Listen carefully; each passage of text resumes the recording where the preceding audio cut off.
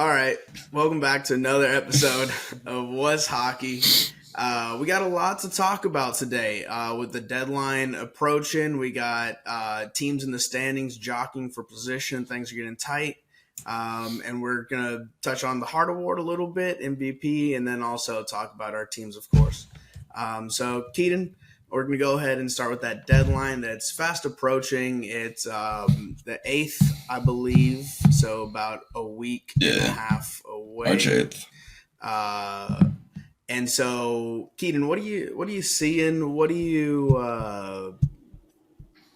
you see is available across the league right now?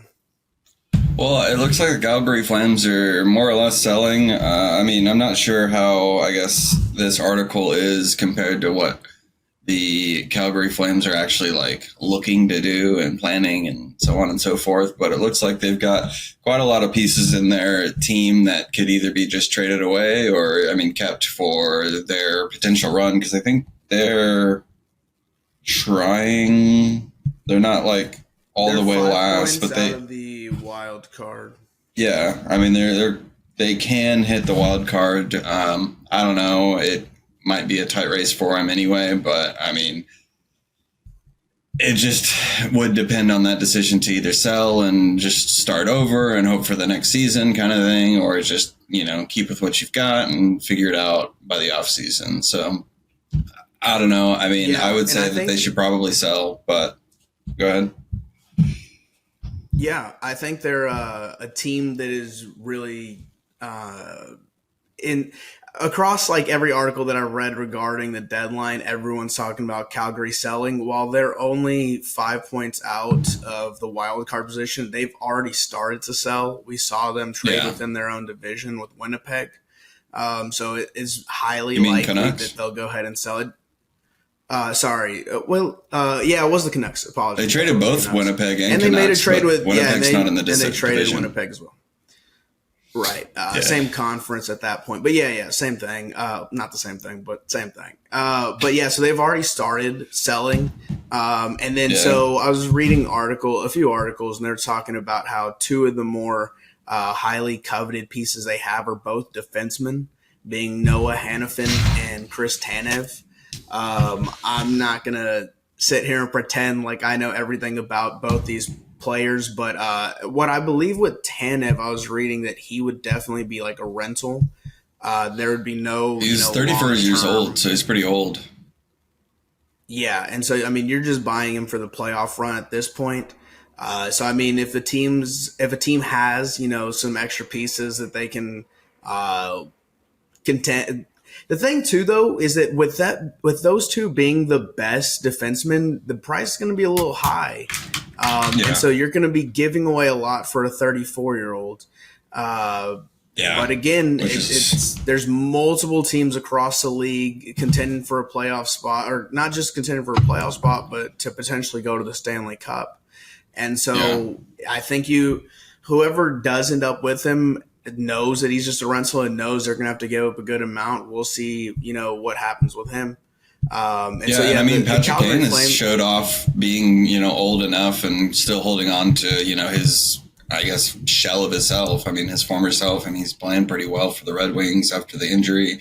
A lot of people thought that, he wouldn't be what he was, and ends up working out. So, this Tanev guy could be just that, just a guy that, moves around, ends up, being that last piece of the puzzle, and they, star out. Yeah.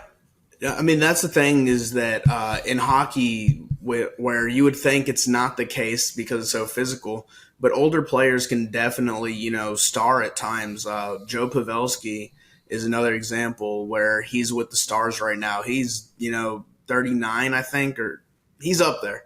And he's played well. And so, you can play up there in age. But again, thought I pressed something there. Again, you got to know that it's a rental, so we'll see who ends up with him. Noah Hanifin, their other defenseman, he's only 27. And his contract isn't over for at the end of this year, he will be an unrestricted free agent. So he would essentially be another rental unless you can sign him to a long-term deal. I did see something saying that Calgary, Yeah, but being that he's only 27, I did see something saying that Calgary may want to hold on to him as a piece for the future. Right. They could go on a run in a year or two, considering that they're getting rid of pieces. They're still doing good. Let's say they retool in the off season, they can make a run at it. So it's no guarantee that Hanifin goes anywhere at all. For sure. But moving forward.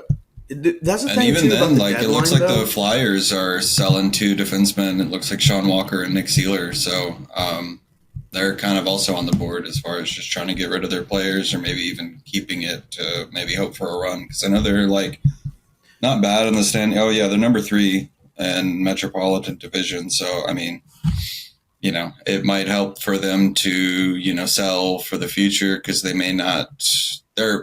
I guess they're already in the playoffs and they don't necessarily need certain pieces, but it'll be interesting to see what the Flyers do with those players as well. Yeah. I honestly think there's a ton of teams that know they're done for the season, that know they're rebuilding for the future. I know the Ducks are one. They have, is it Adam Henrique who's on the trade block for them? It is he's a forward. Lyubushkin. So I mean, there are plenty of players available. I definitely see the top. I think Henrique is the number 1 forward that's available right now. I think Frank Vatrano is also on the Ducks that look like they're trying to sell him as well. Yeah, I think those will command something, but I think honestly there's so many players across, 15 teams that know their season's done. That will be, traded for, a bargain for some teams. I know the Stars would be some sort of draft picks. Probably.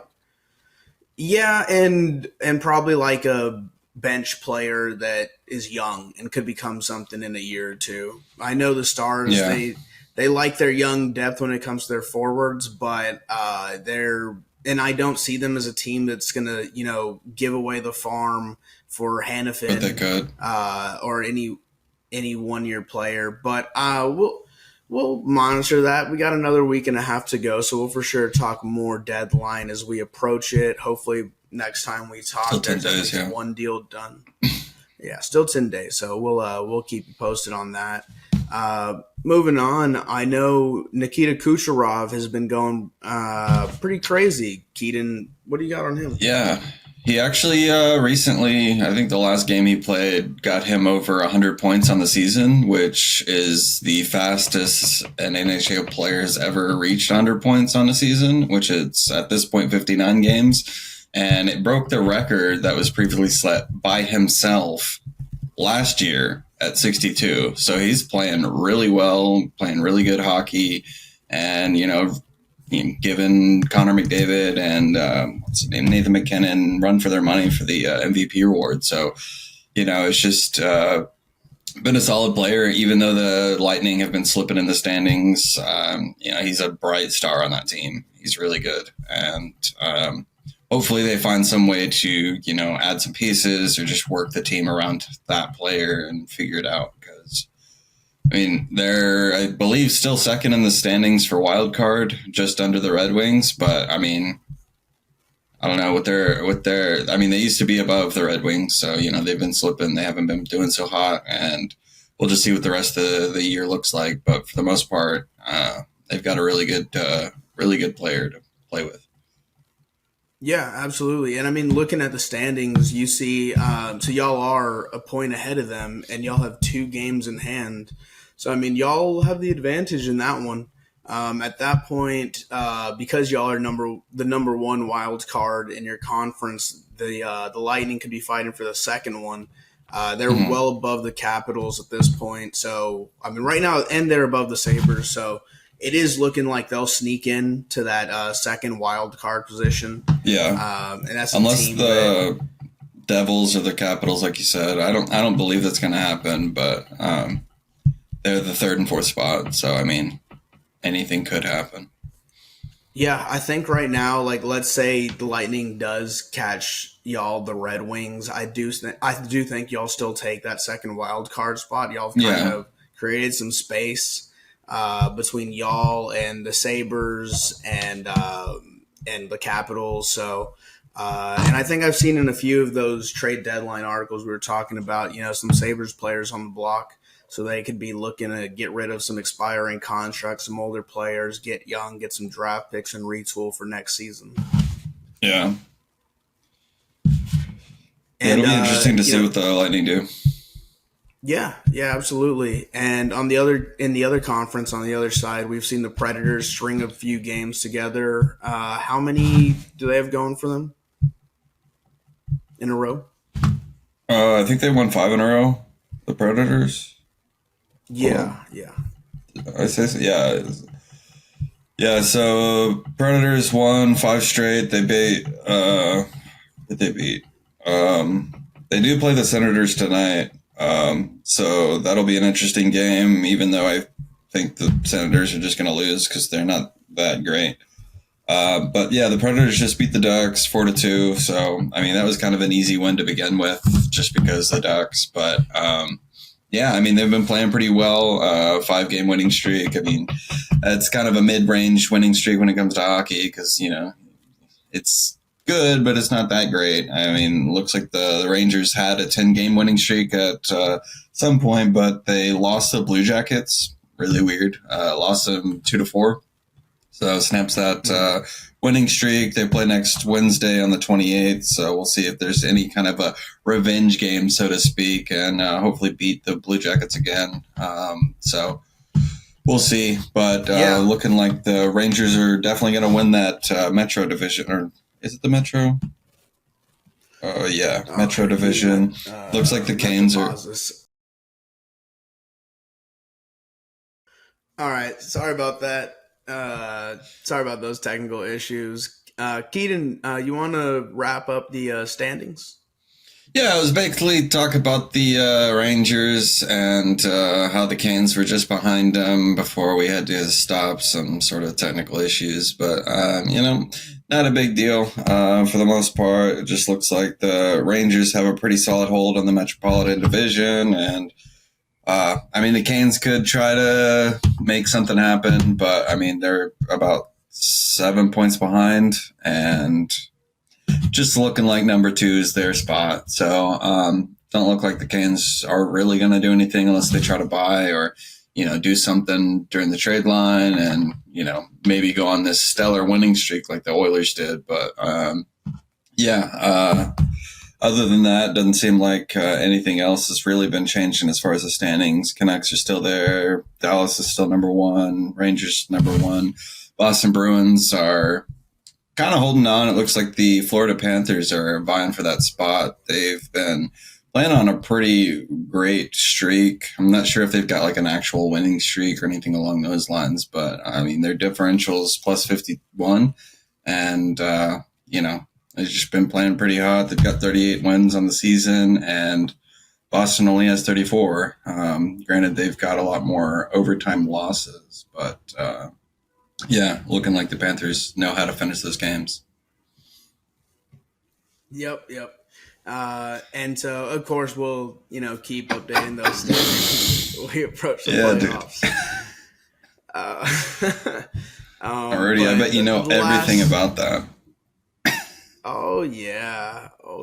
But last topic before we get into team specifics, Red Wings and the Stars talk. As far as what we did last week, what's going on in the upcoming week? There was a fine in the NHL. It was against the Stars player. Keaton, you got an update on that? Yeah, just Barry Kotkaniemi was fined $5,000 for unsportsmanlike conduct. He elbowed Joel Hanley from the Stars. And I never really saw a video. I was trying to, look it up, but it was basically right after it happened. Looked pretty vicious from what I understand. This is the max for the penalty, $5,000. So, deserved, I guess. Kotkaniemi, he's running at Hanley running, skating, and Hanley gets the ball out of his stick, passes it, and gets the puck out of his stick, and there's a good so I couldn't find a video either. I can only find a GIF, and it was a slowed down GIF. And but it looks like you can tell the puck's out of Hanley's out of his possession range. Kakaniemi keeps coming, and elbows him in the face. Hanley's head whips to the side, and so that's the reason that this fine occurs. Hanley, he's fine right now. But we can transitioning from that headline, from that fine to what's going on with the Stars, I'll go ahead and get right into it. There's some injuries going on. Tyler Seguin is out. He's week to week, which whatever that means. Dude, my God, he's going to be out. My guess is when they say week to week, it's never just it's probably 2 years. 2 weeks. It's always 3 to 4, but hopefully we get him back sooner. It was lower body. Which, definitely wasn't upper body. Again, who knows?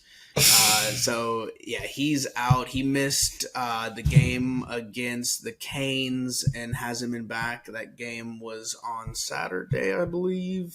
It was on Saturday. And then we also have injuries to Yanni Hakanpää and Niels Lundqvist. Both are defensemen on the team, and they're both day-to-day. So hopefully we get them back, sooner than later. Of course, the Stars have been without Dadonov. Evgeny Dadonov, he's on the long-term injured reserve, so he's not going to be back anytime soon. So the Stars are, kind of banged up right now. It's not the best situation. We talked about the deadline, and, being that you lose Dadonov, a right wing, and Seguin, a forward, some people would, clamor for another forward to bring in, but we've got some good young guys. We just brought this guy, is Stankoven or Stankovic? They just call him Stanky.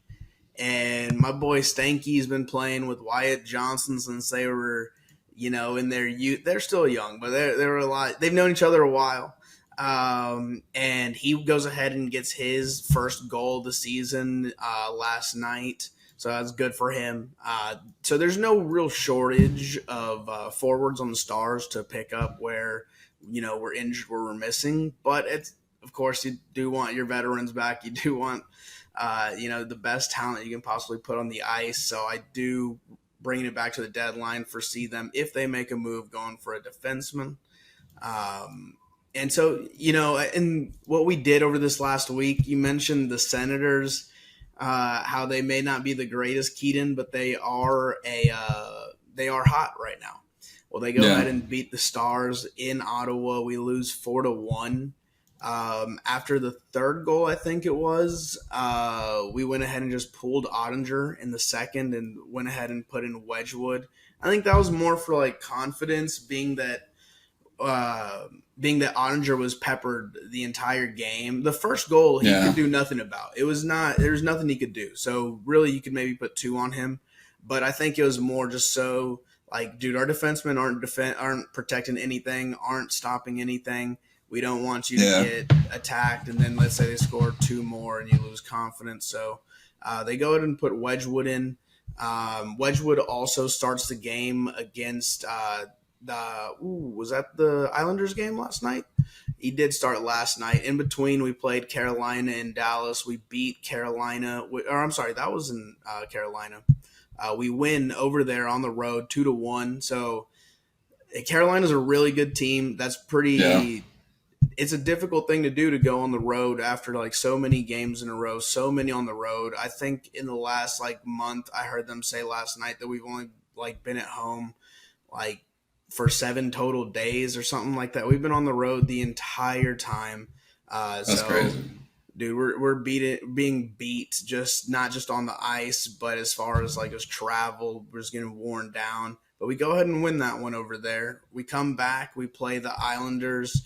It was a tough game. Wedgwood actually had a great game. He sent it into overtime at one point. There's 3 minutes left, And forgive me, I don't remember the Islander coming down the pike, but he's just by himself, and he's gonna win the game for them. And Wedgwood makes a great play, sends it to overtime. Unfortunately, we can't get it done there.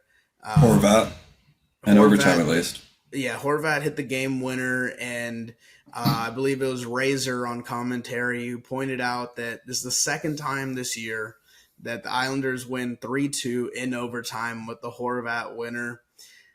Nice. So, oh God, I feel like there's a little bit of a curse going on there, and Boston kind of has one on us right now. I hate losing to those East Coast teams, and that sucked. But anyway, that one did go to overtime. You do get a point out of that. We are first in the standings in our division, but we're going to be challenged for that this week. Being that tonight we play the Avalanche. We'll be in Colorado, so another road game, and we'll see. I do think that being without Tyler Seguin, being that two of our defensemen are hurt, and we're just continuing to travel, this is probably going to be a tough one. I'll say that Colorado gets a win there. And Nathan MacKinnon, the favorite for the Hart Award, we talked about that earlier. I think he's going to go ahead and put one in the net and maybe get an assist as well. Unfortunately, probably going to get a hat trick, bro. Okay, probably not. And then so Thursday again, another big division game. We'll be playing Winnipeg. Thank God it'll be here in Dallas. Hopefully we get that crowd behind them. Hopefully our day-to-day players can come back. We need to retool. We need to regroup. And so I'll say that we win that one against Winnipeg, which is going to be a tough one. They're no slouch at all. But I'm hoping that home crowd, brings it and the players respond. Saturday, we go ahead and play the Sharks here in Dallas. So we'll have our first back-to-back in a while at home.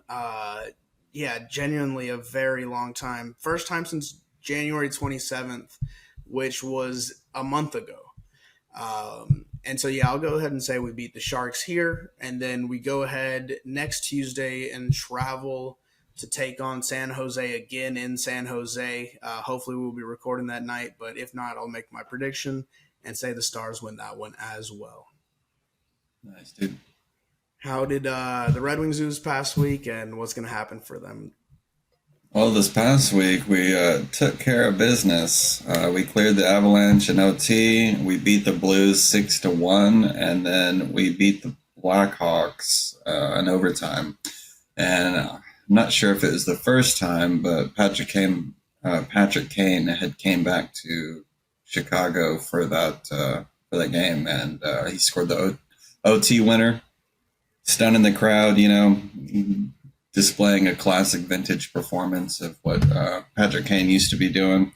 Pretty much become a playoff position at this point because of our 3 wins. I kind of expected us to lose against the Avalanche at least, but, we're playing pretty well.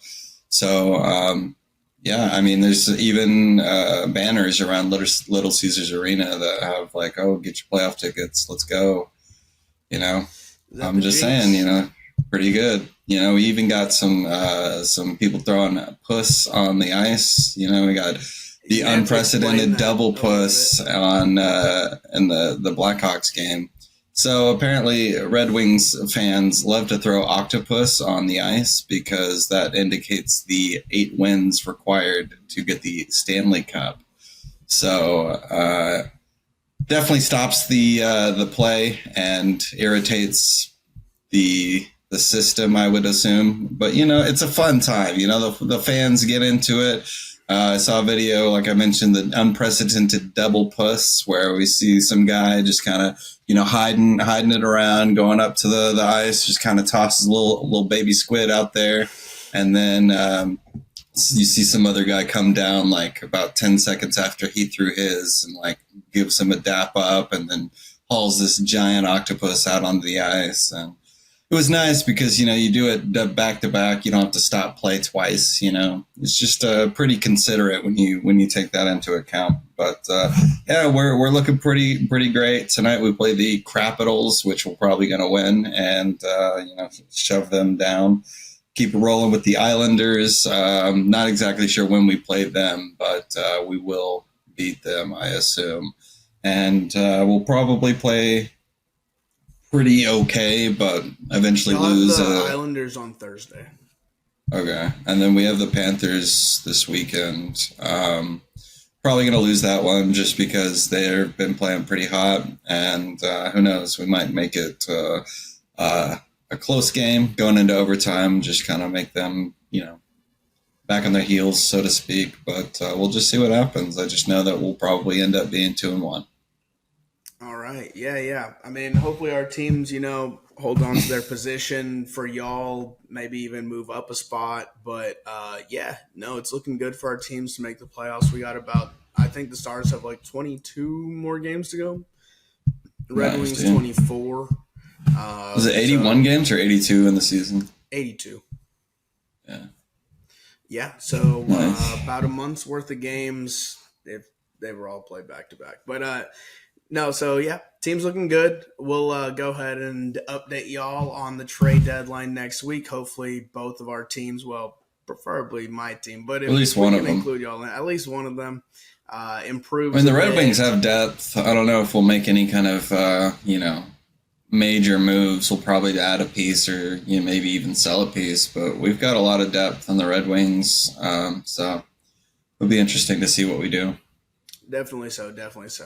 But that's going to go ahead and do it for us this week. We shall catch y'all later. Kind of a long one, but thanks for tuning in. Have a good one. Adios.